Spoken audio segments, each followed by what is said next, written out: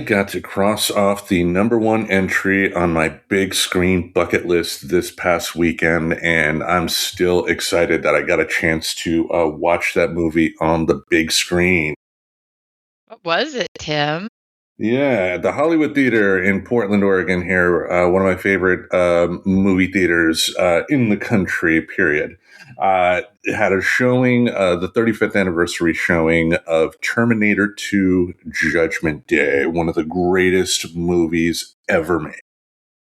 Nice. I don't think I've actually I know they've played in the background of my life. But I am not sure I've actually watched the Terminator movies.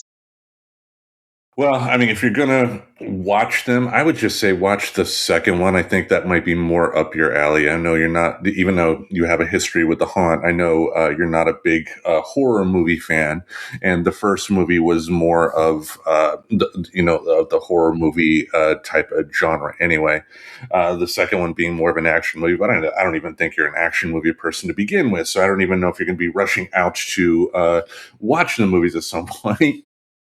Mind them because action movies kind of have I have a more penchant for just comedy. And they tend to have almost a brand of dad humor folded into them, which is super funny that just came up very naturally with what we're going to end up talking about today. But right, action movies have the dad humor.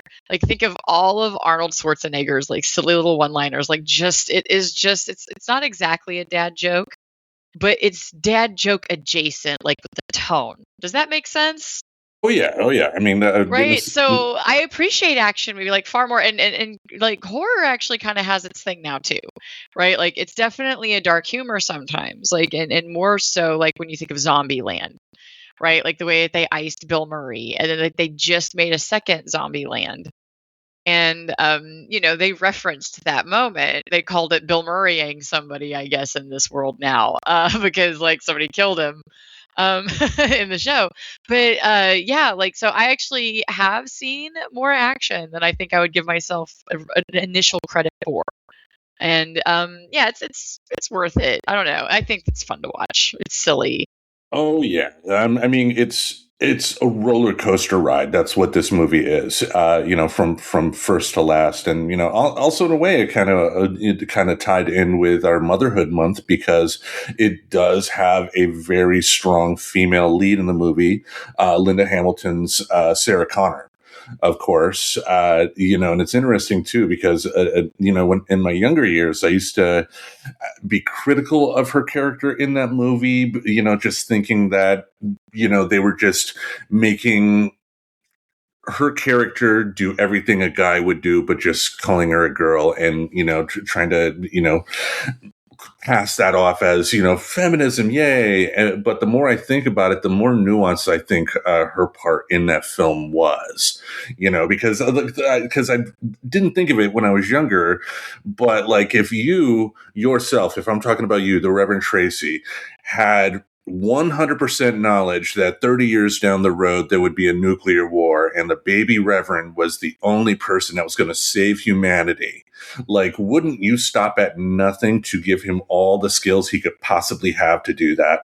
I mean, yeah, right. What's funny is that's kind of my weird tack anyway, is with him just in general having that attitude as a parent of trying to do my best to stack odds in his favor. Right. And that is my little nerdy of giving a shit about studies that come out about how we can use tech for kids. So in a weird way, guys, I might be raising our only hope. And it just naturally fell upon me in a very prophetic, almost style that it would take the Reverend Tracy to raise the child that would save us from this war, right? What's funny is we actually do joke about we're gonna he's the kid that's gonna go to Mars and help save humanity. And the baby Reverend does agree. Sometimes he'll just tell us he's going to be an astronaut. And we've now recently made the cut because I do think I've brought this up before, where he has told us that Nana and Papa and Bro and Big Sib can all come.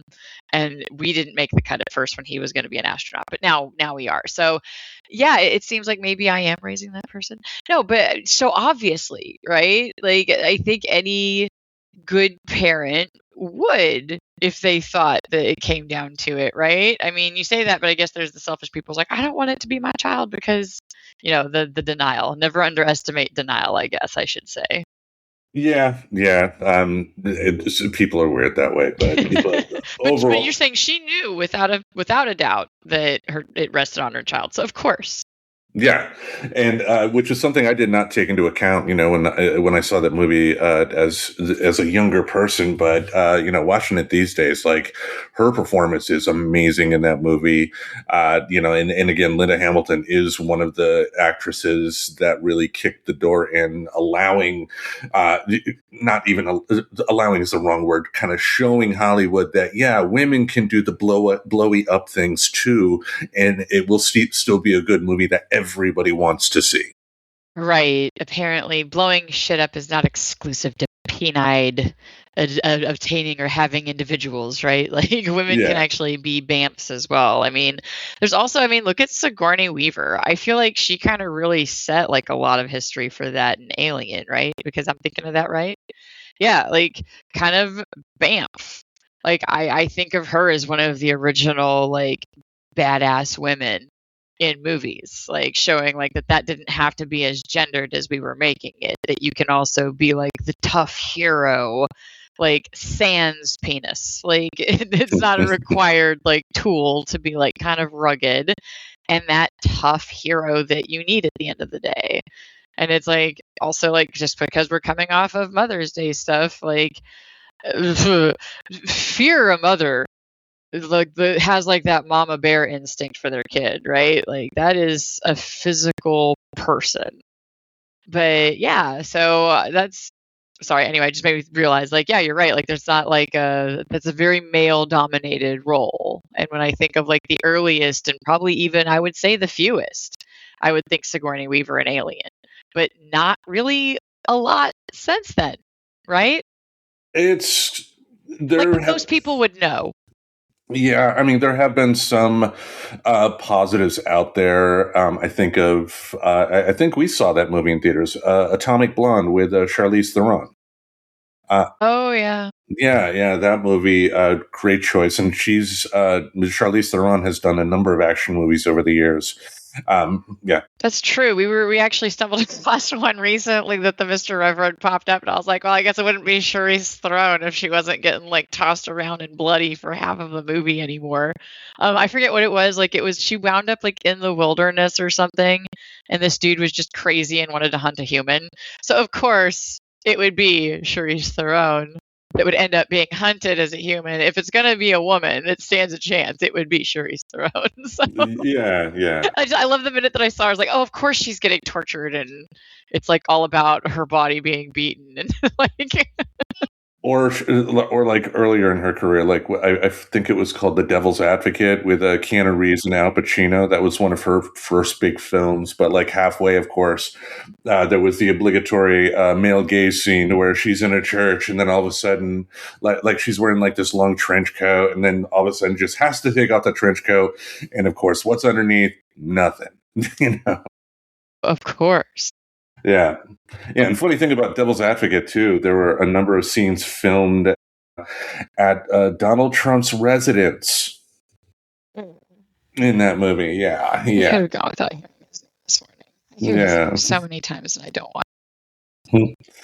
yeah. It brings back the image of the baby Reverend puking on you, I guess. Yeah, like kind of a preference, or maybe that time that he literally shit the bed really bad. Like, yeah, those are the things that come to mind when Yeah. there's literally shitting the bed, and then there's figuratively. So Oh, yeah. the analogy works. Yeah. Well, lastly, though, it was awesome. You already kind of spoke of it with Arnold Schwarzenegger seeing one of his most iconic performances on the big screen. Like the audience started cheering when Schwarzenegger did the classic "Hasta la vista, baby" line, and that I love it when a movie audience will like applaud at scenes like that, or make loud whoops and hollers at the appropriate spots. I mean, if Was this it? So Hollywood again? Is this where you watched it? at the Yeah, Hollywood, I yeah, love Hollywood theater for that though, because that goes back to when we watched Adam West Batman, like how it was just so awesome and joyfully really loud. Like, not obnoxiously. It was very nice and communal in a sense. Like cheering on at a game is not typically annoying, right? Like, I don't know, it managed to fit in a scenario where normally being loud doesn't fit. And I don't know. I just feel like if you are ever in Portland and can go and experience a movie at the Hollywood Theater, I highly recommend it because it kind of exists in its own little paradox bubble of like one of the few spaces where traditionally you're just supposed to shut up and enjoy a movie. That it is like very welcome space to like enjoy it together as a crowd. So feel free to take one of those in because yeah, like that Adam West experience did leave an impression with me. Yeah, it's an old classic 1920s movie theater that's been kept up over the years, and I think to your point, the audience that routinely goes on a regular basis to the Hollywood are all like hardcore movie fans, and they get it. They're not the type to text throughout the film. They're not going to be throwing stuff at the screen or anything like that. It's going to be all in the right spirit of enjoying a movie and just being able to finally see the number one movie on my big screen bucket list on the big screen with a group like that was amazing. Nice. Yes. Well, look at that. Speaking of amazing, our friends are here. Welcome, everybody, to Friends Talking Nerdy. This is Tim the Nerd, and joining me is the Reverend Tracy, and we are about to begin Fatherhood Month. Yes, and now it is my turn to not mansplain things. I don't know. I was trying to think of like a punny way of like put well mansplaining. I guess like I could have put that one there, but right, like it is my turn to be a little bit more led by Tim in this topic. So I'm excited to shut the fudge up just a little bit. Well, I will put it out there too. I think, speaking of last week's episode, when you were commenting on leading the motherhood month the way you were, I think you were a little on the self-deprecating side when you talked about leading things. And, I will put it out there that there will be some topics this month that the Reverend Yeah. Tracy will lead. Yes, I know. I self-deprecate. That's just when my go-to. Deflection with humor and self-deprecation humor is pretty top tier. When if you've listened to the show at all, you probably already put that together. Yes. Well, today's topic, we are going to start off Fatherhood Month on something positive and enlightening, of course. The emotional isolation of fathers. This is something that people are very much aware of, but I don't know if people necessarily talk about as much. And I know when it comes to like social media discourse, a lot of times there are people that don't necessarily want to encourage that. There are some female-bodied people that don't want to hear anything along these lines whatsoever, and again, maybe social media is probably not necessarily the best place to be talking about stuff like that, but people get a lot of their community from social media these days, as we've talked about in the past and everything. And Exactly. And I do think we're also in an overcorrect, right? The pendulum going back and forth because we'll get into some of that. I mean, if I end up leading an episode where we talked about parental alienation, like we're definitely going to talk about like where like fathers used to kind of like win in the courts, and like a little bit of this is an overcorrection of where mothers used to have their kids taken from them, like that was a reality. So I do kind of understand where women are a little bit shut up right now. And it even goes to something I've talked about before where I've been online and like women just being like kind of dogs about a dude's physique, and me pointing out something to the tune of like, hey, we've kind of talked a lot about how like we don't like this. Like maybe this isn't moving that conversation forward to like do the same thing to dudes. And it was like a Jason Momoa, like when he was blowing up. So this is like a while back.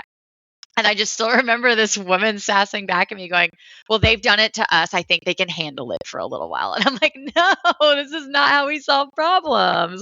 But this is exactly what I was saying with like, I think this is just that pendulum swing we are on right now.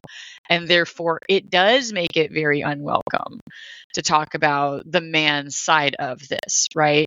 Just like the same pendulum swing we're experiencing when we talked about the history of psychology, right? Like we are so pro therapy speak that it's almost like some of it's not necessarily being portrayed correctly anymore. But when you try to talk to people about addressing their stuff, like they're part of the responsibility, that's not welcomed right now.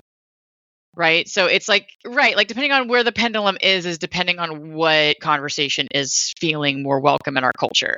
So just saying, I hands down agree with you that with where we're at in this particular kind of overall topic, where father's emotions like are kind of like, you can shut up. And some of this comes from that history of women like, you're being hysterical. Right. Like, so kind of to be fair, not saying I agree with it, just saying like I kind of see where this is coming from in our culture right now. Yeah, which is, why, of course, we're not doing this show in tweets or anything like that, Exactly. Yeah, I mean, because I know there's some women online who do have positive discourse and positive conversations about men So and many. everything like that. And I, commonly see a lot of people that respond to them in very negative ways. I think there are some women that, are part of, I guess there are men's rights groups out there. I don't know if they're involved with Mhm. like the incels or anything like that. But there's one woman, I think her name is called Lynn Watchcorn or something like that, who just take a social media post from a woman to where she's being stupid and be like, well, why is that fair? Why is that being nice to a guy? Or just talking about just common sense stuff. And again, she gets ripped into. So, Yeah. what are Yeah. you going to Yeah. do? What are you going to do? Showing But opinions is hard, but yeah. yeah, you want to be nice, but everybody wants to be dicks. But anyway, Hmm. modern fathers are often expected to provide emotional stability for everyone else while receiving very little emotional support themselves.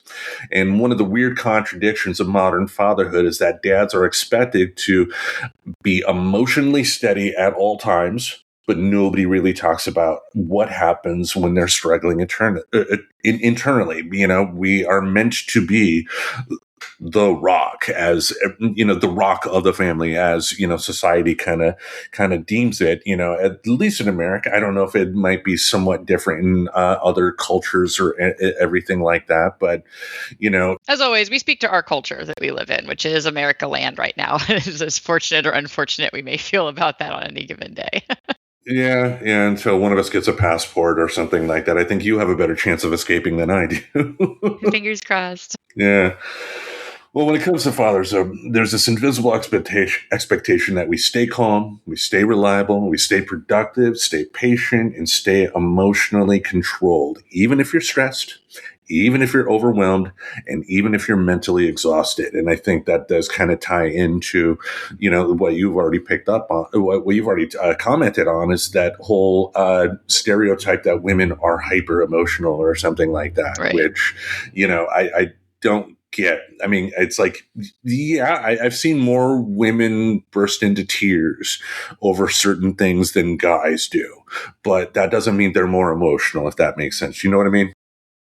Right. And it's like, it's funny because a lot of this parallels to what we talked about with mothers, does it not? Like, that you kind of feel like you have to be the rock and the stable one, and that you just need to deal with it when you don't feel support, whether it's emotional support or task support, just throwing that as a different term, right? Because these are different things.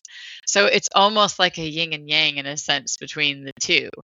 And, whereas women are more likely to like, and I know like reading through the notes earlier, we're going to get into this with friendships and stuff, right? To have places where they can talk about the emotions of it, right? So they kind of get that. Whereas dads kind of have this kind of expectation, where it used to be more acceptable that dad was the angry and the disciplinarian. Now the expectation is more just almost a very sterilized and super calm, right? And now like that's not very realistic either. It's not realistic for a father just as it is for a mother, right? Because just like we talked about, motherhood does not exist in a bubble, neither does fatherhood. So to expect somebody to always be calm in a culture or personal situation where like there are stressors, that is ridiculous. And I can even see where it makes it harder nowadays when a father snaps to like have some really bad guilt about that. right? Because this goes into emotional suppression is not the same thing as emotional regulation. And men constantly from childhood kind of get this thing of like, you should just shut that down, right? Like it used to be the women's like, oh, you should just, ignore me, needs to blow out some steam. Like now it is a little bit more, and not completely unrightfully so, where the message is that you control your emotions, but that is different than learning emotional regulation and emotion management, right? Like to control something like isn't necessarily the healthiest way to like deal with it. So yeah, that's where it's like regulation is like you can experience the emotions without feeling like you're controlled by them. And suppression means I don't think I'm allowed to have emotions. And I think that's like the unfortunate overcorrect that we are doing with our boys, because it goes to that simplicity thing, right? It's a little bit easier to say, you control those emotions than teaching emotional regulation, especially because we're not great at it ourselves. So it actually requires us learning that skill to even teach it. So it is so much easier in that tasty simplicity bias way that you can just be like, just control it. Just control it. Agreed. Yeah, and what's fascinating is that modern fatherhood actually asks more emotionally from dads than older generations did. We want fathers to be emotionally present, nurturing, communicative, engaged, affectionate. But a lot of men grew up in environments where emotional openness wasn't modeled at all. So now you have fathers Right. trying to provide emotional security that they themselves may never have learned how to receive. And I think about, me growing up, like my dad was not the best role model in any way, shape, or form when it came to this. Like he was kind of a stoic type of personality, just hello, how you doing? Blah blah blah. That type of mindset throughout. And it's like I didn't really have a proper study, a role model per se, let's say, of what it was like to show your emotions in stressful situations. Because let's say you're on the lower economic spectrum and you're an adult and there's a bill due and you don't got the money for that and your kids are hungry, like you're gonna get majorly stressed, and you're not gonna be like a Vulcan at that particular time. You're gonna be stressed, you're gonna be on edge, you lose your cool at times because you're thinking about all that, and then your kid is like in the bathroom like splashing water everywhere, and you're like, what the hell are you doing? Which Yeah. are And this is the stress we don't talk about when we have to reparent ourselves. And therefore, this is the stress we're kind of putting on our kids if we're not a little bit more willing to prioritize kind of working on our shit. But the thing that we need to really respect is that that means it's double stressful, right? Because we are working on two things at once. We're working on reparenting ourselves for the things that we were lacking when we were kids. Because, right, like, oh yeah, I think of my bio dad. And yeah, very much. Like, I can't think of him ever losing his cool, though. Like, what's funny is my stereotype flipped. Like, my bio mom was more of like the yeller and the spanker and the disciplinarian. Like, I can't really think of any time my bio dad actually spanked me.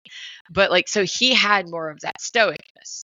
Whereas, like, just the generation, and even intermixed with my generation, were the yelling dads that still existed, that they were angry and hyper the disciplinarian. So, like, yeah, you're not having an example through those formative years and having to basically learn it out of necessity for your kid.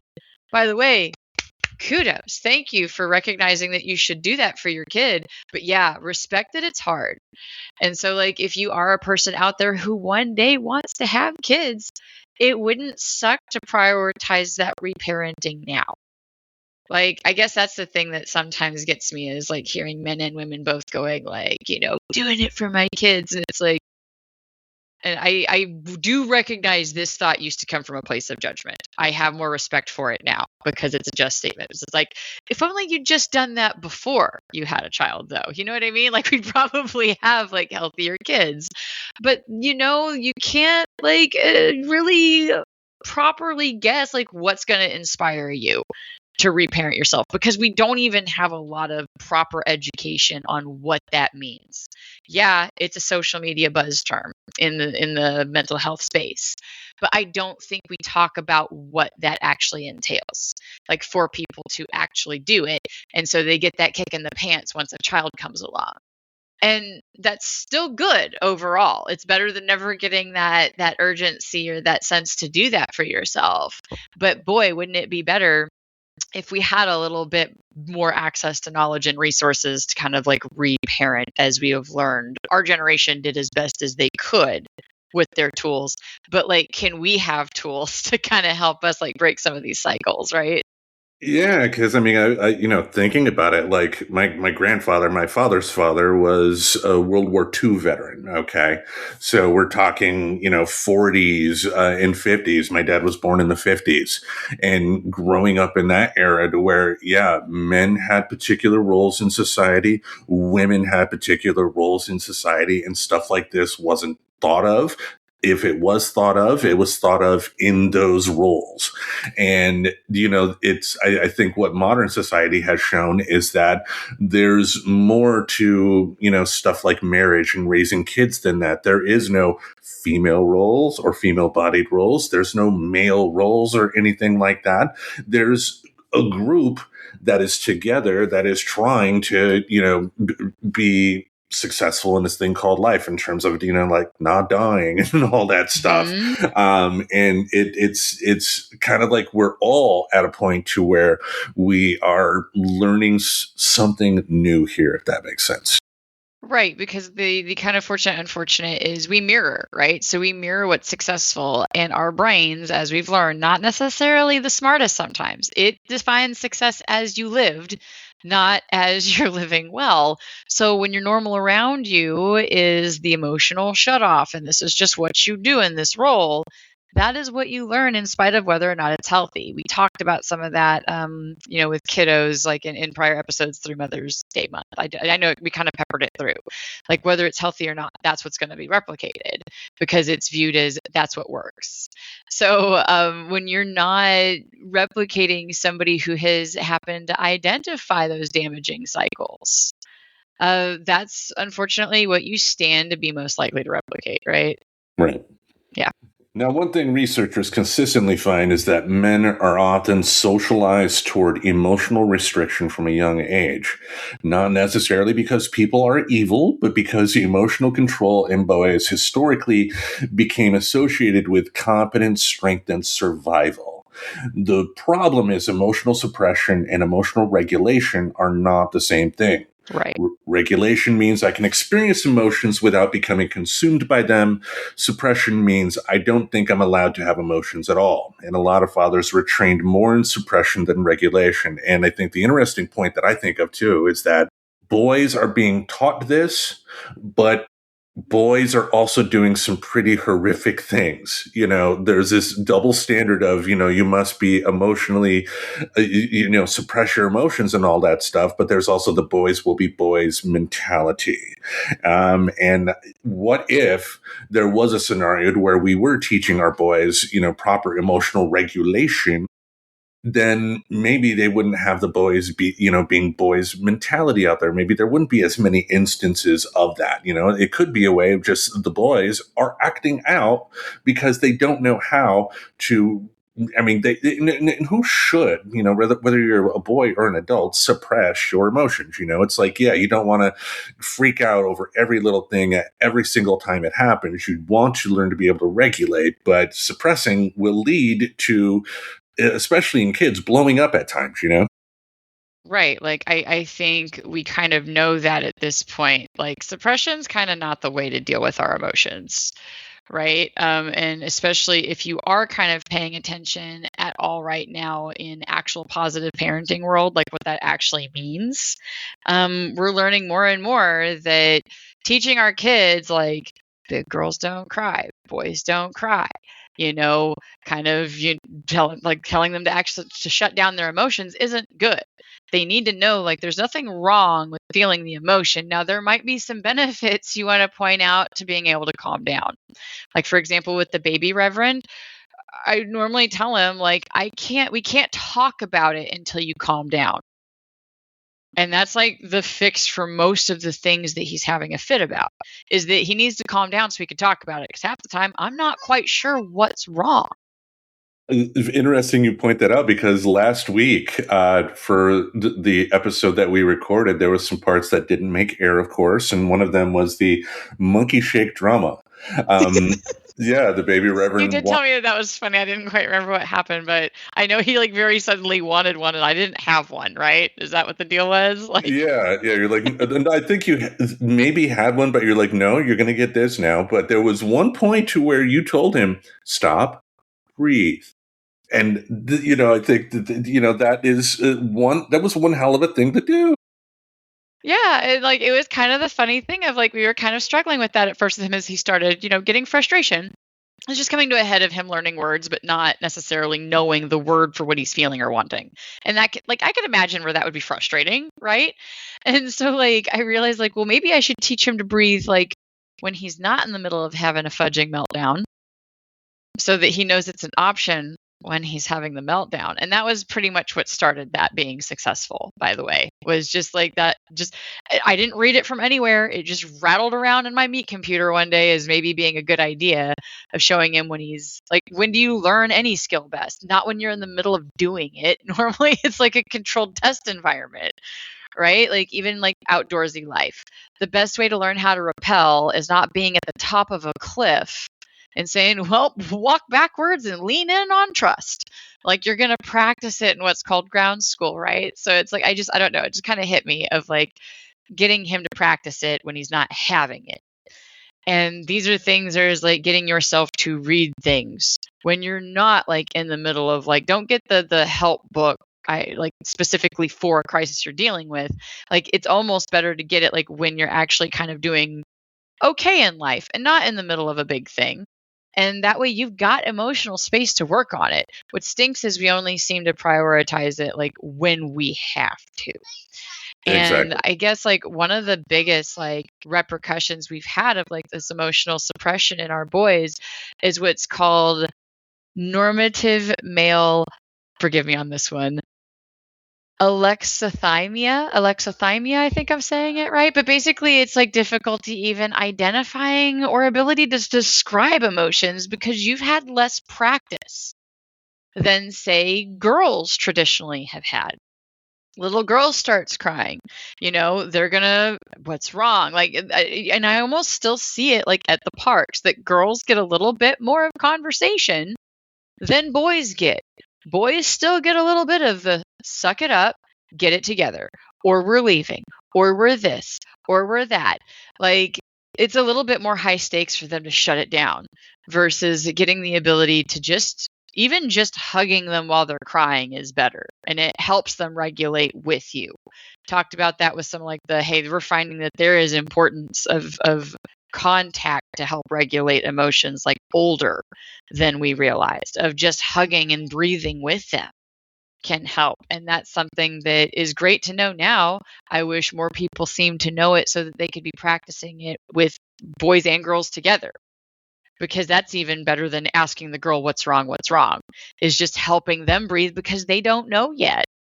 Because, yeah, sure, asking them gives them practice at least thinking about it, but they don't know at that point either. So, really, it's better for no matter what gender your child is, hug them, breathe with them.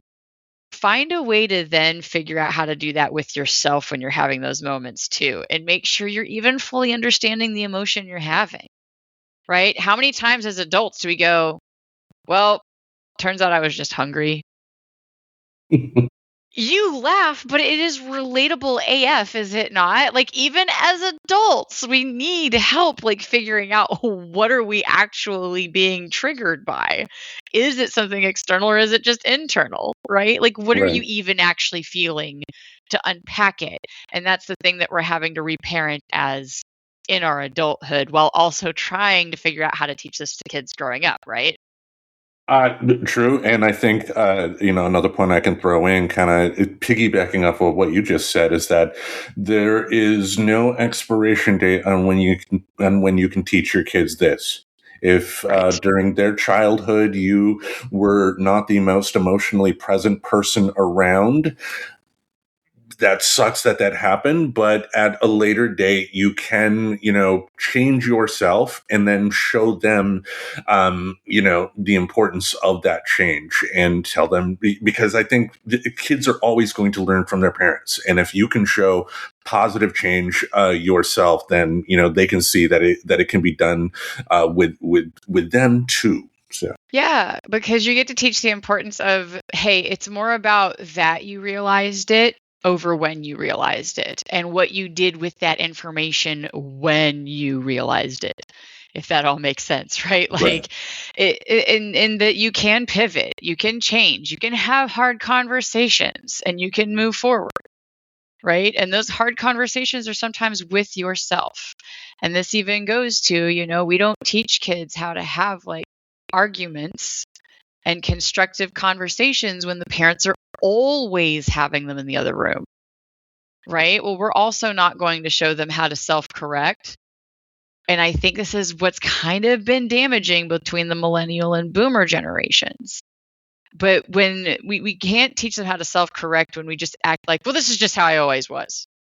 Yep, I was always right. I always knew this. I always knew that hindsight bias. Like I always knew. Like, you kind of like talk yourself into thinking that's really how you always were, when in actuality you've had like so many different deaths of who you are, that kids see that though. And I think that's what starts a little bit of that head buddy, like that kind of seeing you as almost a hypocrite, right? Because they know you didn't always do XYZ. So wouldn't it be nicer overall for everybody? For the parent, the father's mental health, the kid's mental health, and their rearing, and actually having some cycle breaking going on. If we could all be more honest about the difficult conversations we need to have with ourselves when we're processing like big emotions. When we weren't our best because we were hungry, it was a long day at the office, and the kid just repeated that they wanted to watch Teletubbies one too many fudging times. But that we can be like, hey, I snapped and I am so sorry. You did not deserve that, but here's what was going on and how can we deal with it better as a family, right. right? And it's like covering that without feeling self-conscious that you're blaming your kid for your emotions, because that's not good either. However, is it kind of worth teaching your kid to not repeat the same thing over and over and over and over and over to somebody? Yeah, like that's worth it. Like that's totally fair. That if you want to teach them to maybe not accidentally be that straw on the camel's back, like you can totally work that into. But you can do that while owning that it was not cool or appropriate for you to snap at them without it being about demonizing yourself too. Exactly. Exactly. Now, many fathers aren't emotionally distant because they don't care. They're emotionally guarded because that's what they were trained to become. Sometimes society accidentally treats male emotional suppression like it's natural instead of learned. Boys often receive very different emotional responses than girls, as you've already touched upon. A little boy cries and hears Shake It Off and not the Taylor Swift song. Don't be soft. You're okay. Be tough. And over time, vulnerability feels unsafe. And what's interesting is that anger often becomes the one emotion men are still socially allowed to express openly. Sadness is weakness. Fear is weakness. Being overwhelmed is weakness. But anger, often interpreted as strength or authority. And a lot of emotional pain gets translated into irritability instead. And I definitely heard, that type of stuff growing up myself, the, be tough, be this, be that, while my sister was able to be more emotional, growing up. And it makes me wonder, like, what my life would be like today if I were allowed to express my emotions more freely, because I think, again, it's what boys are being taught is, for the most part, suppression, not regulation, not, in a time like this, take a time to breathe, talk it out, do this, do that. It's stop. don't feel what you're feeling. And then, like I, talked about earlier with the boys being boys thing, it will come out in some different ways, whether, because like just a simple agreement. There will be a lot of times where guys, as in younger ages, like in high school or whatever, will just, for whatever reason, start fighting. But physically fighting, fist fighting, punching each other. But then by the end of it, they're friends again, you know? Right. And the whole boys will be boys thing is so damaging to our boys because it's not teaching that really important self reflection of, well, why did I do that? Why did I have this urge to just tackle my friend? Why? And when you give them the pass, of course they want to take the pass. It's easy to take the pass. It's just how I am. It's just how I am. That's simplicity bias 101, right? It's so much easier to be like, I'm just a boy. This is what boys do. Not at all that, like, boys have like testosterone and certain hormonal changes going on, and you need to work that energy out. And it's almost like, and I know like the Mr. Reverend, I joke about this all the time, and it does make people like have a certain reaction. Like, raising kids is not completely unlike training a dog. It is not, I mean, come on, toddlers. I have totally like fisted treats for this child to get him to walk like with me like at appropriate distances at a sidewalk. So I am confessing I have used some dog training like mechanisms for my child. But like just like whenever you get a certain breed of dog, right? You need to, and nowadays they've gotten better about it, right? Because it used to be you just go adopt a dog or whatever. But now it's like, well, this breed has like a lot of energy and stuff like that. So if you're not understanding that really what it is that boys have a lot of energy to get out, and that's probably what it is, just the urge to do these physical things, right? It's no different than the dog starting to chew your slippers. So maybe if they're doing that a lot, as the parent, it would be cool if we were more knowledgeable of like, I should encourage him to maybe get into a sport. And it doesn't have to be like a structured sport, but it could be like, hey, maybe him and his friends like are all into mountain biking. Maybe it's I get him a thing at Planet Fitness so that he can see if he's into lifting or see what they're into and get them something to help get that energy out. Right. So just like a funny haha there of that boys being boys thing is just such a simplicity bias past statement of like, yep, don't want to think about it anymore. It's just boys are boys and that's just how they are. Deal with it. Buckle up. They're going to break your TVs, moms. Well, but if people have that mindset, those boys could later on grow up to be the ones that get into bar fights, or even more horrifically, be the ones that physically abuse their family. Because they're not questioning where that's coming from at all. So is it coming from, I just need energy out of my body? Is it coming from, I'm angry about, like, I'm just mad about work and all the stacking things because we don't exist in a bubble? Like, is it those things? But if you're not questioning it because you've always kind of been given permission to act on the things, you're not going to be trained as you get older and then become a father and deal with your stresses now stacking as a parent. Right. Now, do you think boys are actually becoming more emotionally expressive today, or are we just talking about emotions more online? Ooh, that's a good one. I think they are. And this is just me sharing I think statements, right? But yeah, no, I mean, just kind of being around, different parent groups because I've now kind of, been friends with parents. As I've been an adult across any of the states I've lived in, I've been more in the parenting world and in that like culture in New England and New Hampshire specifically, and now in Washington. And it does seem like there is more getting our boys to talk. It's kind of an interesting mix though, because it's almost like when it's in a sterile, easy teaching setting, that's what's talked about. But then like sometimes in practice on the playground, that's not always what you see. You still see a lot of the, you need to stop crying right now. And so that we can breathe through this. Like, I think that was my favorite thing I picked up from this doctor video that the baby Reverend wanted to watch on repeat as we learned that he needed surgery. I think I mentioned that we found a YouTube video. Yeah. And I really liked how they had talked through like the boy being nervous. And so this is again where you see it, right? Because if we normalize it in videos like this one meant to prep kids for surgery, we normalize it. And they talked about, well, let's breathe that emotion through us. So it wasn't about shutting it down. It was about asking the boy, "What are you feeling?" And cool, well, let's breathe that out because that's not very helpful to feel. Like we can't problem solve when we're stuck in nervousness or anxiety or sadness. Like we don't problem solve well in anger. Oh my God, we do not problem solve well in anger. Look at road rage.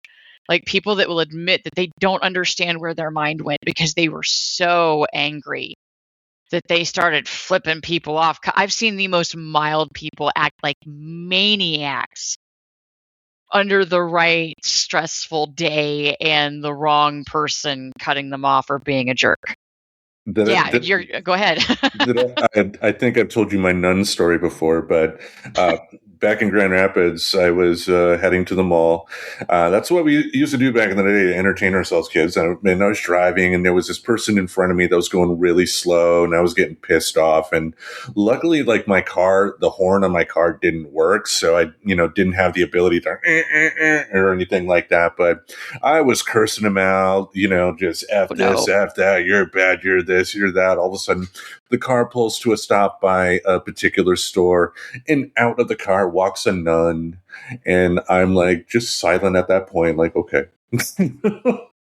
Oh my God, that's amazing. That makes me just want to wear a nun costume. Like, just driving randomly just to be that story for somebody else. But no, it would be super funny if it was like she wasn't really a nun and that was really like just the outerwear for like her strip show that she does. Like, I mean, if she was at a 60 or older strip club, then maybe. But she was. I mean, it could have been good makeup. I'm just saying, you don't know what people are into. Don't judge. We listen, we don't judge. I mean, I'm about 11 years from being 60 myself, so maybe I will enjoy those types of places one day. But in my 20s, no. Now, psychologists sometimes discuss something called normative male. I don't even know what this word is. That's what I was saying. Yep, that was that word that I accidentally. I think I realized like my notes are like a little bit off on yours, so I'm gonna like try to be a little bit more quiet. Yeah, that was that alexithymia or alexithymia or something like that. There you go. There you go. Sorry. Yep. My bad. I jumped on that one because I thought that was a cool term, and I missed that it was in your notes. So I apologize. Yeah, that was the one that means difficulty identifying and describing emotions, and it suggests that many men aren't naturally less emotional. It's just less practiced.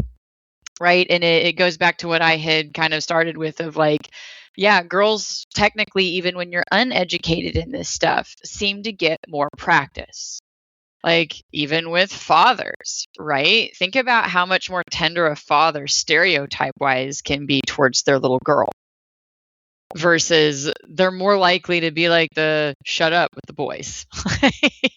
Yeah. Like you suck it up. You suck it up. Meanwhile, the little girl's like, oh, what happened, my baby girl? Yeah, you're my princess. Yeah. Yeah, my princess. What is wrong with my princess? So that was my bad, guys. That was my bad note rearranging for this episode. So I apologize. I've caught on. Well, that fancy word can create fascinating situations in adulthood where fathers feel stressed, disconnected, lonely, burned out, but don't necessarily have the emotional vocabulary to describe what's happening internally. And sometimes those feelings simply becomes, I'm tired, I'm annoyed, I need everyone to leave me alone. Which are valid things to say in the moment, but obviously if you're at that point to where you want to push people away, there's more that's going on. And it's imperative that people learn how to, at some point, be able to express this, because sometimes, believe it or not, there is something to be said about in the moment. If you are being, stressed out, maybe just being by yourself and just breathing or doing whatever and not thinking about it is the right thing to do. You don't necessarily have to be open emotionally at all times 24/7, but having the ability to at some point be able to communicate with others in your life that I was tired because of X. I was annoyed because of Y. I need everyone to leave me alone because of Z. We have to be able to, talk about that. And guys don't necessarily have that vocabulary as of yet. I know, I'm a lot better than what I was, but I have a long way to go. Yeah. Yeah. It goes back to that good, better, best, right? Like bad is just like fucking having it out all the time, right? Good is like, yeah, maybe that is that you need to go and be in the other room for a little bit because if you stay in that space, that anger is going to spill out on people and that's your anger. That's not other people's responsibility. They don't deserve the brunt of your emotions that you can't control. That is on you. And that's not even trying to be mean about it. That's just reality. That is on you to figure out your emotional management skills. So that's like good. Better is like the like right there in front of them being able to calm down. And best is honestly like, I don't know, you've had like extra Prozac with your Lexapro stacked in your sandwich that morning. And just like it just never seemed to bother you. And like what's funny is I do have those days. I think most parents can say, like, you do have those moments in those days where you just like, dude, I fucking nailed that. I don't nail all of parenting, but I nailed today when they like wouldn't stop with X, Y, or Z. I like handled that like a boss. Like you have those and totally like revel in those and reward yourself for those even. So that maybe you can like work with that reward center in your brain and help that be the go-to thing. And Right? You can make that happen. You can train yourself too, like a dog. Maybe food yeah. snacks can also incentivize you. Well, I think too, the more I got into this with the notes and everything, the more it made me realize too the importance of teaching your kids, whether it be the boy child or or the girl child. It's teaching them the importance of also finding a partner that will allow you to be able to express your emotions like that, not having Yes. someone who is so mired in the, men does X, women does Y type of deal. Right. If you don't have that right type of partner, it's not going to be good. It's not. Trust me, it's not. Right. And like and part of like a concept as I learned about polyamory that I thought was great was it doesn't even need to be your partner, right? Like if for whatever reason your partnership, your romantic partner, it totally works for you to not be that for each other. Just know that you probably should have that somewhere, whether it be the friends that you hang out with on a semi-regular basis. Well, you know what I mean? Like you're a sibling, if you're close to a sibling that you can talk to regularly. I think what happens sometimes though is unfortunately you establish that person that you are comfortable with emotionally as a dude. And oftentimes when you get into a relationship with a partner who maybe doesn't want to, that's not their forte. Like, I don't know how to phrase that in a non judgmental way of like, just that's not the space they want to have for you. And that's not bad. This goes into price of admission. And like what you want in a relationship is neither good nor bad. It's matched or mismatched. That's the way that I view those worlds. Like, you just need to be honest about what you need. And if you can't be that one for somebody, then you really can't also expect them to shut their world off to everybody else. But what happens is dudes feel like they have to. Dudes feel like they end up cutting off all of their other relationships and their friendships and their bro time because even culture kind of tells them that they're supposed to. How is the asshole boyfriend portrayed? Oh, still out having drinks with his buddies every Friday night. But that's not really asshole behavior in and of itself. Yeah. That to me sounds like somebody who has established friendship routines and that's probably important for them. So maybe we need to look at what's being demonized sometimes too, where we're accidentally cutting our dudes off from having emotional connections where they do have them. Exactly. Yeah. Because, there is a difference between a guy hanging out with his friends on a Friday night and nothing else is going on compared to a guy hanging out with his friends on Friday night and the kids have a recital. Right. Yeah, you should definitely not go continue hanging out with your buddies every Friday if your kid has something important. Be there as a parent. Prioritize Yeah. appropriately. But I guess like even just before becoming the father, it already starts becoming isolating because sometimes in these partnerships, it's either directly told and encouraged by women even to tell their male partners specifically, because we're just going to talk about a little bit traditionally since we're doing like fathers to mothers, but For this moment, I guess it just feels appropriate, but like it's almost encouraged to be like, no, you should stay in now. No, you're like, it's almost like a know your mind now. Like, and it goes back to that kind of feeling that overcorrect because women were like factually owned for so long. I feel like there's almost this given permission to be like, I essentially own you. And that reminds me of those videos that you see of guys that are playing video games, and then like their girlfriend or wives or whatever will go and unplug the video game like halfway through the video game system, and it's just like, it just reminded me of that right there. And again, like I've said in the before, when it comes to video games, if the guy in question is spending multiple 16-hour days going through a video game, you can be annoyed at that. But if he's taken an hour or so after work to play a game, and if it's one of those games to where you can also chat with your friends or whatever, like a Call of Duty type of thing, and then you unplug the game and tell him, you got to do something with me, like there's other ways to communicate that. Well, and also if it's done in the reverse, because if we're talking about the goal is equality here, if a woman is, let's just say her hobby is doing like the makeup and doing like the videos and stuff for Instagram, TikTok, whatever, and she's got her little thing set up in her tripod and she's doing a thing, and he's all nope and just deletes it. If that got caught on camera and shared, that would be way less well received. Or how would you react if, like, the Mr. Reverend pulled your crocheting out of your hands and threw it in the garbage and says, make my dinner? Right.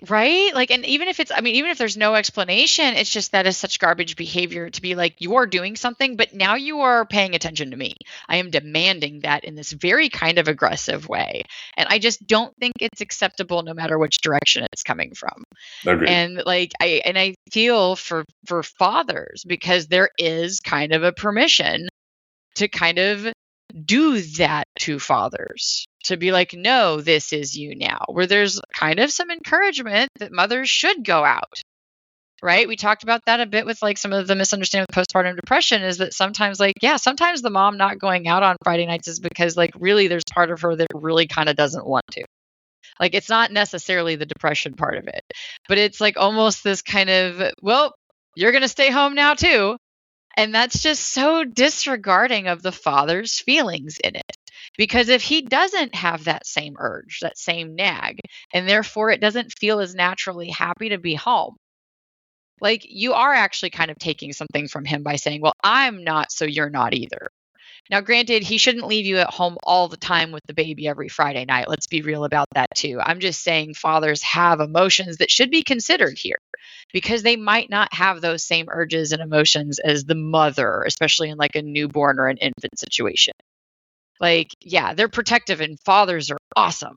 Like, don't misconstrue that at all. But we're just going back to the fact of some of those neurological changes and how if that's projected on a dad, that's not necessarily having that same experience, where a mother may be more content blowing off their friends for a little while because there's some of that working in their favor to do that, like to a point, right? Like, but then demanding the dad to do it and lose that total identity too, like that kind of stinks. And again, it's taking you away from that support group that you have as a father. Yeah, which kind of ties into our next point here, because if you think of it, a lot of fathers feel valued for what they provide, but not necessarily seen as full emotional human beings. And I think one thing that's really kind of turned me off on the dating scene, as of late these past few years, is the fact that it does seem like there are a number of women out there who view dating and view relationships as investment opportunities. And again, I'm not saying all in any way, shape, or form, but that feeling is definitely out there. And I think many dads quietly feel like their value is tied to usefulness. Can you pay the bills? Can you fix the problem? Can you stay calm? Can you solve the emergency? Can you keep functioning? And if you can, everybody relaxes. But the second a father struggles emotionally, sometimes people get uncomfortable very quickly. There's this strange thing where fathers are deeply needed, but are not always emotionally nurtured. And being depended on is not the same thing as being emotionally connected. And I felt that in my marriage a lot. I've been open about the struggles I had with the woman that I was married to for 14 years now. Anybody that knows me knows that I'm also the one to be very open to the fact that I understand that I can be a difficult to be around period to begin with. I will be open on that part, but it was tough, going through stuff like depression after a job loss. But then when I had the job loss, it was, why aren't you providing? Why aren't you doing this? Why aren't you doing this? Why aren't you doing this? When it's just like, it's like, what do you think I'm trying to do? Apparently just, twiddling your thumbs. And yeah, and this is like something that's come up with the Mr. Reverend is as much as we talk, like this is still existent in our home too, where he will feel that pressure, especially because I am a stay-at-home parent. It kind of exacerbates that more in a way. Like, whereas the stay-at-home parent we talked about on the mother's perspective, like has that invisible job list. Like, there's that other part of that the full working partner in a stay-at-home situation probably feels that a little bit more tenfold, because it's like so much is contingent on your job. And that is a stress that the Mr. Reverend has definitely shared with me. Yeah, and it's not surprising. It kind of makes sense when you think of it that way.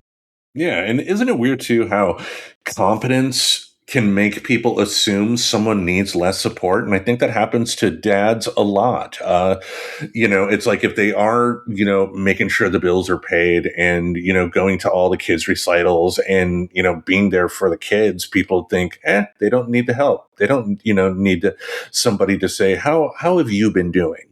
Or talking about, hey, this is a stressful situation. Do you need time to vent? Do you need a break? Do you need a hug?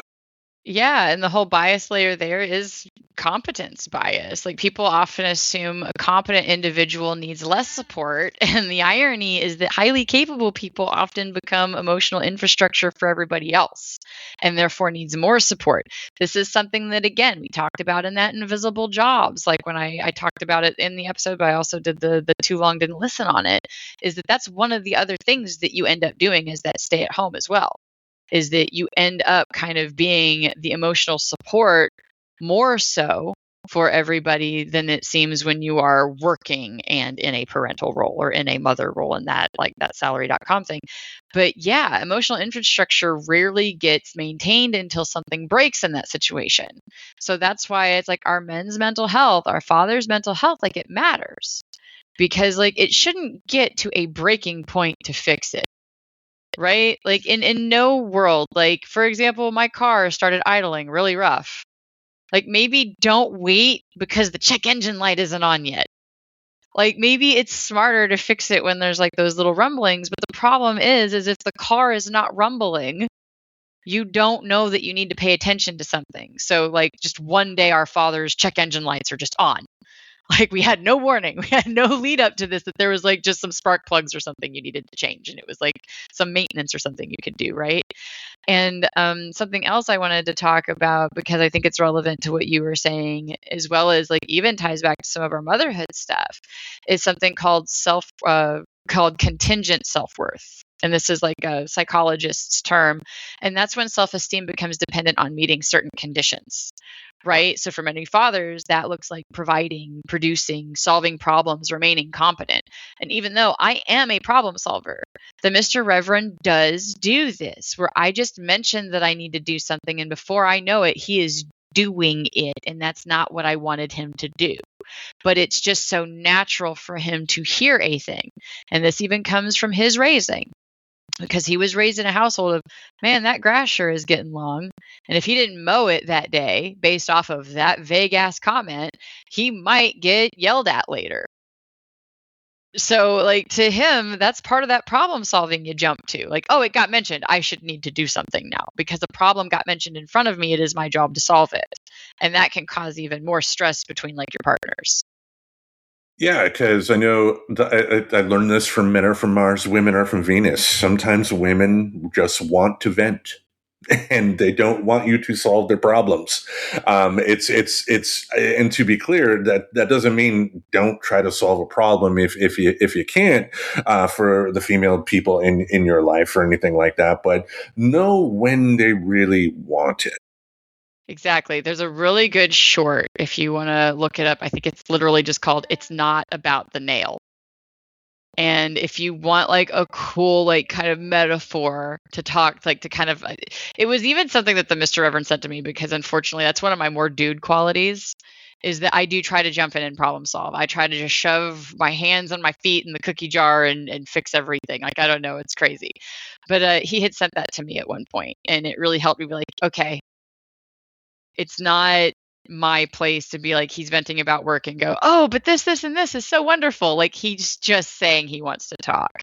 And there was also a really good moment in Parks and Rec between Anne and Chris Traeger. That's right, Anne Perkins and Chris Traeger, where she's going through a pregnancy and they end up talking. And she even says like that he tries to solve everything, and that it leads to this conversation where he just like sits and just listens and just says that sucks and just affirms what she's talking about. So like two kind of cool examples. If you want to find a short video, or if you just want permission to nerd out about Parks and Rec and rewatch it, I highly recommend. I've never watched that. Oh my gosh, I love Parks and Rec.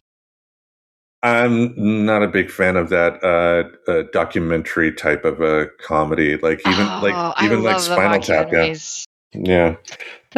Well, anyway, to piggybacking back off of competence, one of the hidden problems with competence in fathers is that capable people often become emotional infrastructure. Everybody leans on them.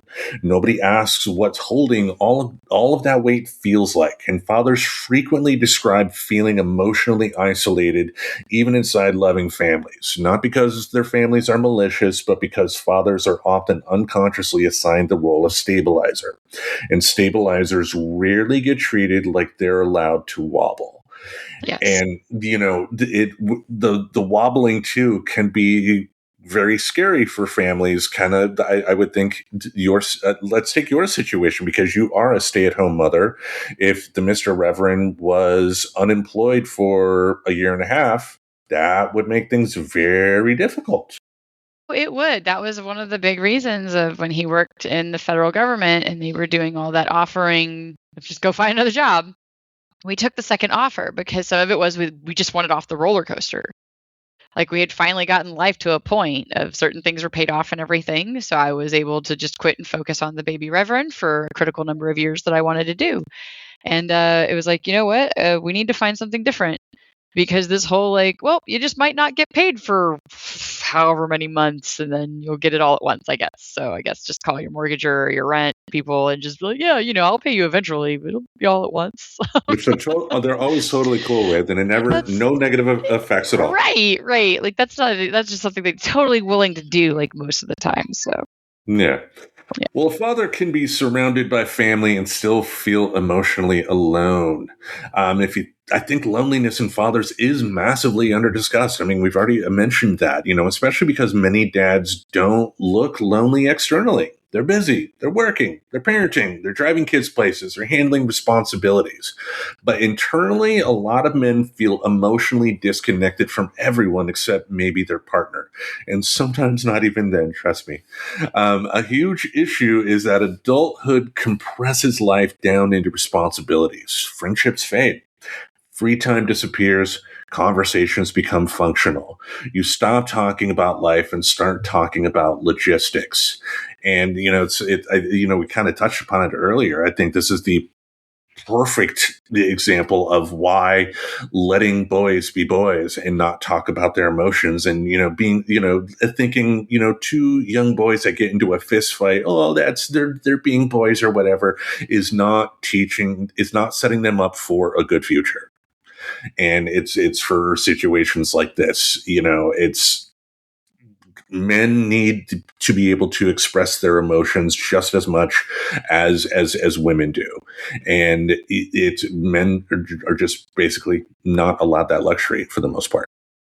Right. It's definitely discouraged. Like it almost feels more discouraged in culture than say with women. Where women like we might not reach out because we feel the internal message of it being a failure when we struggle with like elements of parenthood. Men are almost told still in a way that when you struggle mentally, when you can't just control it. Right? Because again, your message, your simple solution was just control it, Tim, your whole life. So you've had your whole life of just control it, so why aren't you able to control it? And it's like gives you that shame around when you can't. It gives you more shame around when you do snap instead of just understanding and embracing that you are an imperfect human and you deserve your grace.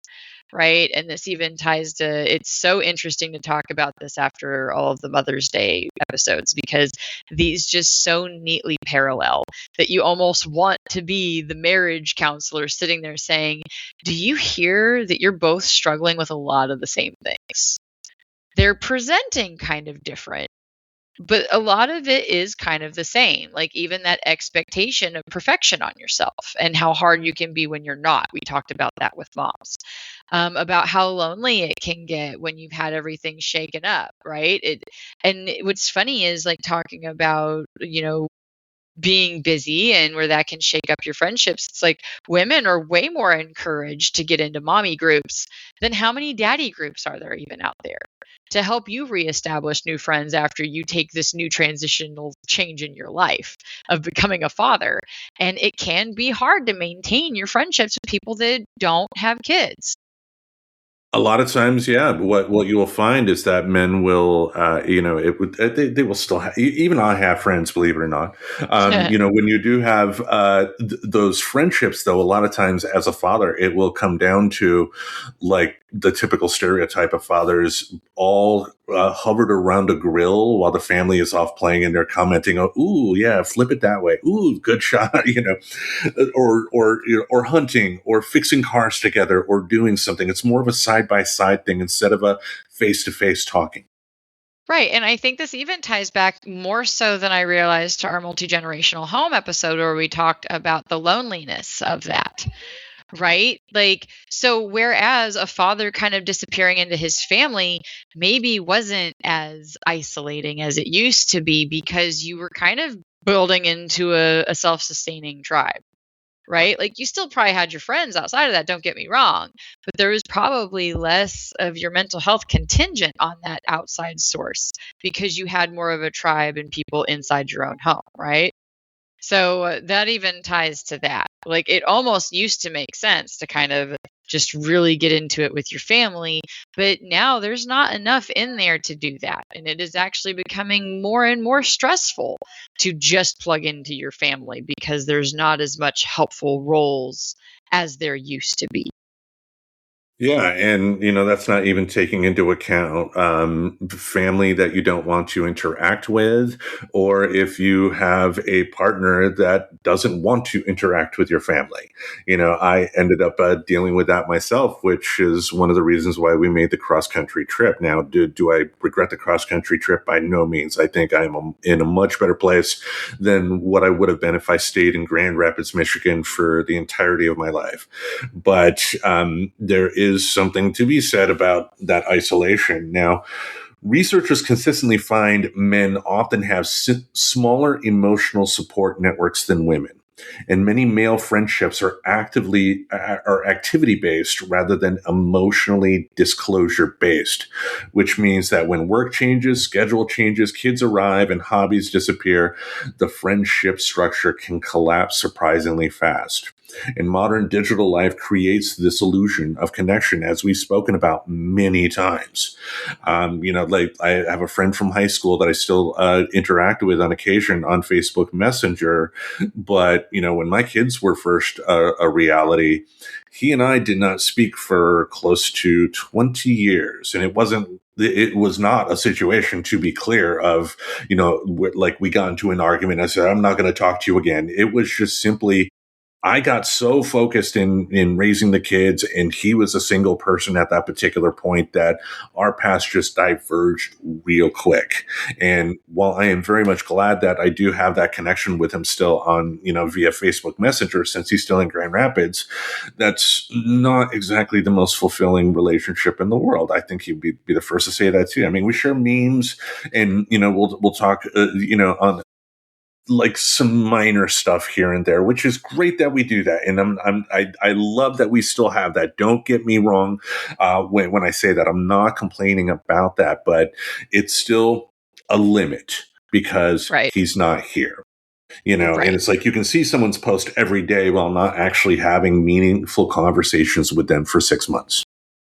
Yep, we talked about that in that whole illusion of social media, right? And it doesn't help because humans are social creatures, and but it's not filling that gap in the same way, right? So if anything, it's kind of leading to more of that chronic loneliness, and that's what then gets associated with increased stress hormones, poorer sleep, increased depression risk, increased anxiety risk. Like, yeah, this is a recipe for some bad mental health for our fathers, like men in general, but especially once you add that other little straw of becoming a parent, like the whole not existing in a bubble, like it's pretty easy to see how it kind of can make things a little bit worse in that sense in a mental health conversation realm. Like that you're getting poorer sleep on top of it. Yeah, that normally makes you great at emotional regulation. And right now I'm laughing at the baby Reverend behind you playing with a vehicle or something. Yeah, he's got his he's got his dirt bike. He's All made an right. entire mess with chips and crackers on the bed over here, but that's okay. I just vacuum the bed. Like we have to wash the sheets from we had a mishap last night anyway, so that's okay. It happens. Potty training woes. But yeah. So and there he goes, and now he is off. But yeah, so it's back to being that kind of this is a recipe for a really shitty soup. Since he's flown out of the room, I can cuss us for a second because he's not in here anymore. I try to like be strategic about when I have my potty mouth now. So, Get your fucks but in yeah, now. yeah, get the fucks in now. But just in case anybody was ever curious about that, that's why sometimes it's fudging, and I swear by the rules of the good place. It's normally because that's when he's right next to me. But anyway, but yeah, like so that's just adding to that recipe again, right? Of like just not a good mental health soup. Once you add in sleep deprivation, like poorer sleep from being lonely, on top of any sleep disruption you're getting from having a child. Yeah, which stuff like that over time can lead to burnout. And male burnout often doesn't look like emotional collapse, it looks like emotional withdrawal. And I think one reason father burnout gets missed is because men often externalize stress differently. A burned out father is not going to say, I'm emotionally overwhelmed. Instead, it becomes irritability, numbness, shutting down, zoning out, overworking, silence, or cynicism. What does that say about me? And a lot of men cope by becoming more functional instead of less functional, which is weirdly deceptive because from the outside, everyone says, wow, he's holding it together. Meanwhile, internally, he may feel completely detached from himself. Yeah, I felt that. I think, one of the big things I think about when it comes to my marriage is that, especially the last few years, I was definitely just withdrawing, not expressing myself. I think it was a situation to where I was so focused on me and she was so focused on her that we didn't take the time to, communicate with each other about our feelings. Now, if we had communicated, we would have come to a realization possibly much quicker that, we were not compatible. And that would have been a beautiful thing if we had openly had that conversation, cried it out, but then decided, hey, it is best for us to move on. But, by trying to keep things going, by thinking that I could withhold my emotions in everything, I ended up becoming a miserable person in a lot of ways. And, I'm still dealing with a lot of the repercussions of that to this day. And, it's something that I hope my boys never have to go through. I hope my daughter never has to go through it, with her partners in her life either. It's it is vital that men have the opportunity to discuss their emotions because, especially with life being as stressful as it is today, like it was stressful, 20 years ago, but today it would be much, much worse if I were in the same situation today that I was in 20 years ago, thanks to stuff like, the economy. Right. And so where we just talked about like chronic loneliness and that concept, right? Like apparently like some of this stuff is what leads to what they're calling chronic activation. Like that our men feel like they can't afford to stop. Like they can't afford to pause. They can't afford to like breathe and seek out this help. And so, yeah, chronic activation is also associated with irritability, sleep disruption, concentration problems, and emotional exhaustion. And researchers studying burnout like say emotional exhaustion is one of its core components of burnout. So yeah, like it's all kind of that feeding system, right? And if you cannot afford to stop and talk about it, well, you're going to have concentration problems that deplete your ability to even think about solving your problems. It goes back to we've talked about how these things stack before you. And this isn't, are you also struggling economically? Because that's going to weigh on you just as much on top of this stuff that you're already having problems. And this is the big problem with this idea that we can just insert blank and fix it. That is very much where some of that pulling yourself up by your bootstraps comes up because it really simplifies everything, right? Well, look too. You just brought up the economy. I'll bring up the economy again. I mean, look at the people out there who have 2, 3 jobs and also do Uber on the side to be able to provide, and still can't, make ends meet. Unfortunately, they are not lazy in any way, shape, or form. Yet society has this label for them that because they, for some reason, cannot provide financially to be able to keep a roof over their head, that they are bad people. When I first moved to Portland, I don't know if I told you this before, but I'll say it here. My family and I were part of the what do they call that? The motel homeless. Like we had Hmm. enough to live in a motel or anything like that, but thanks to my ex-wife having a couple of evictions on her table, we weren't going to be able to find a place in Portland anytime soon, and so we had to deal with that. And that type of stress right there, because even though I had a relatively successful job to keep the roof over the head, even if it was a motel roof, a bad motel, let me tell you. But there is a stigma. There was a stigma. I didn't want to tell people at that particular time that that's what life was like for me, um, even though I was following the rules. I had a job. I had decent money coming in. It's not enough for a mansion or anything like that, but under normal, regular times, and I say regular times like the '90s, for instance, I could have had a decent place. And with the economy the way it was, even 10 years ago, not even today, like there's still that mindset that if you don't provide financially in a Hmm. certain way, you are a failure. Right. Because if your contingent self worth has a contingency on making enough money to like support your family, even if it's not in entirety, right? Like if it's still two working people, well, but still, if that's one of your contingencies for that self worth and you don't feel like you're doing enough, that's going to all add to that too, right? And that even goes into that I can't stop. I have to work two jobs. I have to do more because for me, doing more is my benefit to the family. And that even is some of the complication that happens in our divorced households, right? Because oftentimes divorced dads get this very strong message that the best thing they can do is provide money, not time, not other resources, not other like decision making factors, but money. It is a very clear message. So that even carries through to the households that aren't all living together anymore, that there is contingent self-worth on how much money you make as a father especially. Yeah, society only in America only views men based on how much they can provide. Yeah. It's yeah. Now And, many and we've fathers. normalized it to the Yeah. point that, yes, of course, you're going to take that as one of your contingencies. That's all. Like, whether or not you agree with it or not, our culture kind of does a really good job kind of putting that out there. And we don't always have control over what our contingencies are. That's what's kind of interesting about that contingent self-worth. Like, you don't always have control over what your own contingencies are. So it's kind of fascinating because those are culturally driven a lot of the time. Right.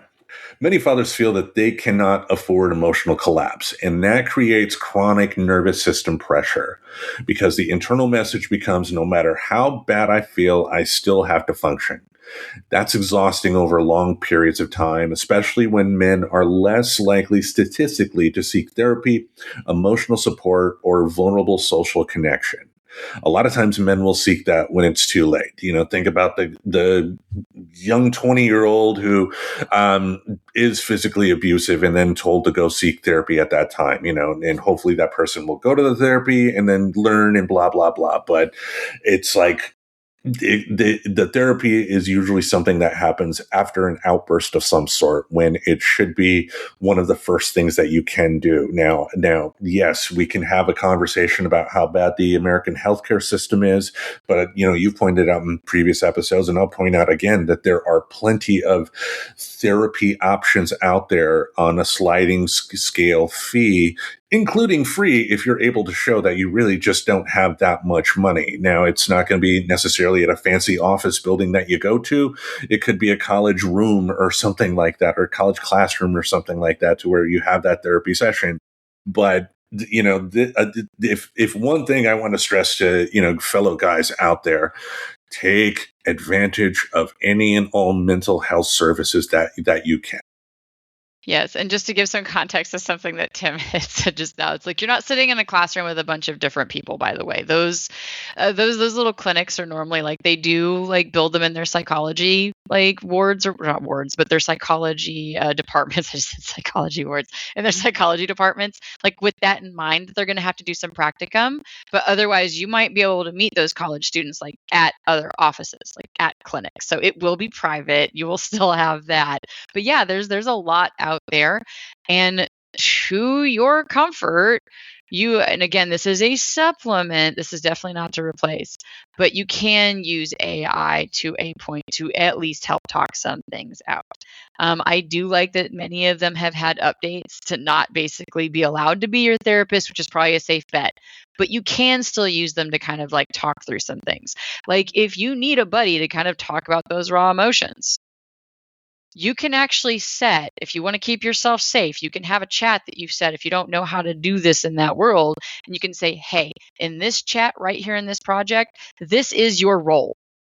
You are not therapizing me. If anything, I am here to kind of try to help talk down some emotions so I can get calm and work on some things in myself. Like you can do that with AI. It is a tool. Use it to your comfort. I know a lot of people have mixed feelings on that, but I am going to talk about it if I think it is a useful tool. And then you guys know me, my little tinfoil hat gets on anytime there's like a lot of negative talk against using something that looks like it could be a helpful tool.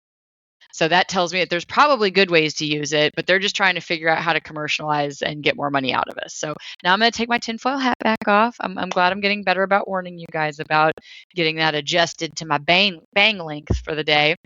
But yeah, so there's that element too. Indeed. Now, many fathers feel responsible for the emotional temperature of the household. There's this subtle pressure dads often carry when they feel like they're not allowed to emotionally destabilize the environment. If something goes wrong, dad stays calm. If there's an emergency, dad stays calm. If there's financial stress, dad stays calm. If there's conflict, dad de-escalates it. And over time, some fathers start emotionally editing themselves constantly. Not because they're dishonest, but because they feel responsible for everybody else's sense of safety, which is unfortunate. It's emotional masking more than anything. Like one complaint I have about Star Trek is that there are some actors who play Vulcans as if Vulcans have no emotions whatsoever, which is not the case. It has never been the case.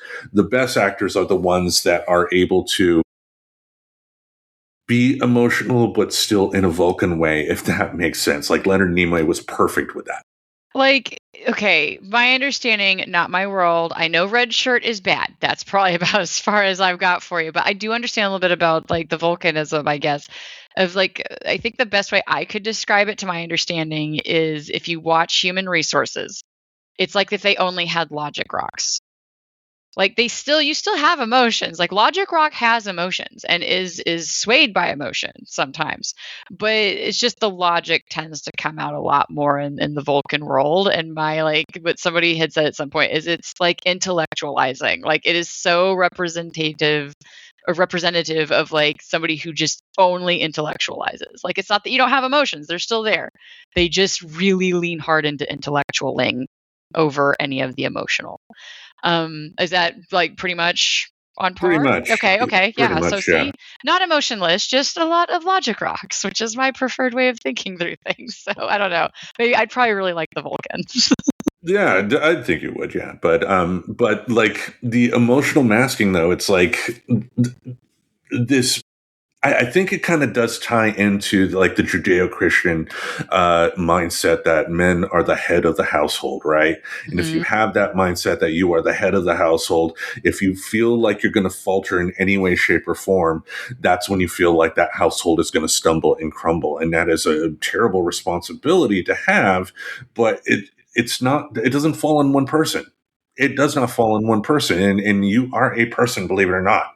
It's like yeah, I don't think guys should necessarily be like screaming and yelling over every single little thing or anything like that. But sometimes you have those moments to where it happens, or crying for whatever reason. I cried at Terminator 2 with the thumb going down. Hey, I cried.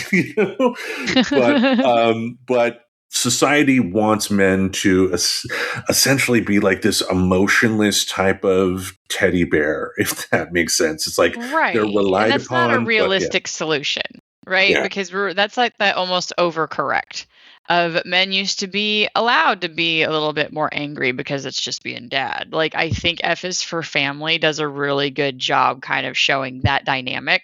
And there's even points where Frank tries to change. He's like, "Yeah, new Frank." And surprise her, it doesn't always last before he starts yelling again because it's not really sustainable, especially if that's how you've been.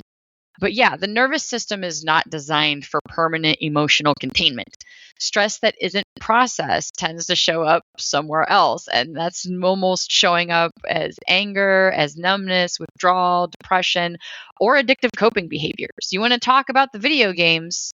Sometimes that frustration isn't for nothing because sometimes men go to their coping mechanisms when that new stressor of a baby is around and maybe aren't helping and could be totally unaware of how much more they're doing it, but the partner sees it. Granted, picking up and throwing a controller or unplugging a gaming system is no, that's not emotional mature behavior. That your partner probably deserves emotional mature behavior from you. If anybody in this world deserves emotionally mature behavior from you, I would hope it would be the person you're trying to partner through life with. Because boy, does it make a lot of those difficult conversations you're going to have through the entirety of your time together a lot easier. But yeah, like we're not meant to just constantly shove it down. Like there's a really good John Mulaney joke, like talking about how he's like from Irish, and in Irish, you just have these emotions. You can have these emotions. You can have them all day, and then you just shove them down. You shove them deep down because then one day you'll die. Like, you don't have to worry about it anymore because one day you'll just be dead. But that's not good, right? Like he actually goes on to talk about like that being really horrible for you. So it's not unknown that just shoving emotions into a box or a container and not dealing with them and not feeling them and not processing them is not good and is actually going to probably lead to you having more anger and more withdrawal, more addiction tendencies. Like if you have to work on assessing and processing your stress and emotions because not just for you, this also turns into a for your family, for your kids. Yes, because many fathers don't necessarily need people to solve their problems. They just need spaces where they're allowed to stop performing Yeah. emotional invulnerability. Fatherhood does have responsibilities, and a lot of especially for your kids. Yeah, there is something to be said about showing them, through your actions, like how to get through certain situations. But they also need to see you be able to be emotionally vulnerable. at times, and fathers definitely need that. Emotionally supporting fathers is not a threat to strong families. It's part of it's part of the building strong families. I think culturally we're still adjusting to the idea that fathers are not just providers. They're emotional beings too. And emotionally healthy fathers tend to create healthier homes, safer emotional environments, better communication with both their partner and their kids, and stronger relationships with their children. The goal isn't making fathers emotionally fragile, it's allowing fathers to be emotionally human. One of the biggest misconceptions about vulnerability is the idea that it weakens authority or competence. But psychologically, emotional honesty is often associated with better stress regulation, stronger relationships, healthier communication, and lower isolation. And maybe part of modern fatherhood is finally realizing that strength and vulnerability were never opposites in the first place. A father doesn't stop being strong when he admits he's overwhelmed. Sometimes that's the moment he finally stops carrying everything alone, because no one should carry all of that stress alone. You don't get into a family situation to do anything alone. Right. And just to put it out there, studies consistently show that fathers matter. Not just financially, not just logically, but emotionally too. And so caring about father mental health isn't only about helping dads. It is about helping kids. Because one of the strongest findings in developmental psychology is that quality of father-child relationship predicts a wide range of outcomes for kids. Researchers have linked positive father involvement with better emotional regulation, with fewer behavioral problems. And that goes into, granted, if you have a good relationship with your father, they might be fairly decent, at least at emotional regulation, right? That builds better relationships. Yeah, improved academic outcomes, higher self esteem, lower rates of depression and anxiety later in life. And importantly, it's not just about being physically present, it is the quality of that relationship that matters, because a father who is emotionally available, not just financially giving, but emotionally available, engaged, and responsive, that's what tends to have a different impact than a father who is physically present but emotionally disconnected. And there is a developmental psychologist named Michael Lamb, and he's done major researches in fatherhood studies. And so if you're curious about any of the actual studies on dads, I would look into Michael Lamb. But his work helped shift the conversation away from seeing fathers primarily as providers and toward understanding that fathers are super important as attachment figures, in their own right. It's not going to look exactly the same. This is, again, we have a lot of yin and yang, and it's on purpose, but it is significantly important. But that was a really pretty significant shift in psychology, because for a long time, research has really exclusively focused on mothers. So looking into Michael Lamb, if you're interested in any of that high end, and maybe I can find something from him specifically, as my too long didn't listen then. But that There's was a just preview. something I wanted to throw. Yeah, a little preview. I always try to figure out what we're going to talk about while we're recording. So, but yeah, he's a good one, and it's important. And this is something that I am hoping becomes more recognized, especially in our family court system that's still traditionally, we talked a little bit more about the nuclear family that's still together, right? And just kind of touched a little bit on some of the divorced dad's mental health matters too. Right? And so I want family court to give a fuck about this, because it matters. It matters more than how much money they can contribute.